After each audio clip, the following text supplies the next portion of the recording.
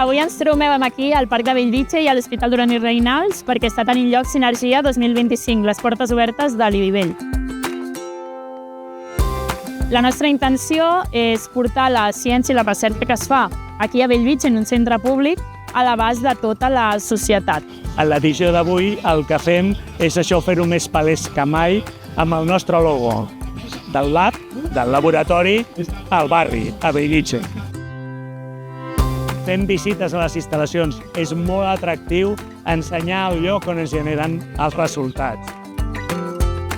Fem un room escape, que li diem ID Escape. El que els ensenyem és des de la burocràcia que representa la ciència, com es treballa amb el DNA, com es fa un cultiu cel·lular, què és la recerca preclínica i què és la recerca clínica.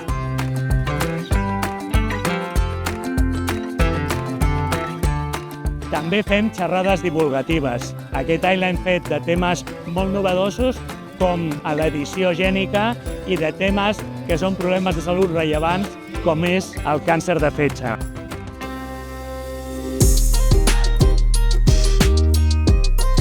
Aquí al parc hem tingut una sèrie de tallers per totes les edats. L'Institut Bellvitge, de secundària, amb el qual fem tàndem, ha organitzat un taller sobre com fer pulseres que simulen l'ADN.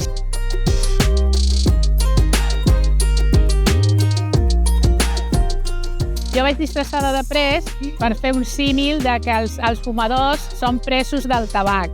Fem uns tests per veure el grau de dependència del fumador i també per veure el grau de motivació que té per deixar-ho. La doctora Paula Jaskin ha explicat alguns canvis que podem fer a la nostra vida, sobretot dirigit a gent més gran, i després ha pujat una monitora que ens ha ensenyat com fer activitats de força amb objectes que tenim per casa, per exemple, una ampolla d'aigua, un sac d'arròs. Vinga, va, som-hi! Hey, hey, hey! El plat fort de la jornada ha sigut el show de freestyle a càrrec del col·lectiu Catalunya Freestyle. Plaqueta i òvul.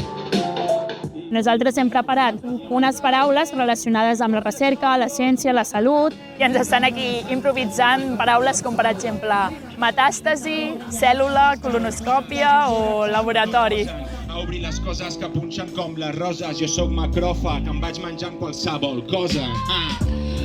Així com entro, però si dubtes jo segueixo fent 8x8 perquè al final no insisteixo. Sóc el que va bastint i sento que sóc sinapsis quan connecto amb mi mateix com si fos aquesta praxis.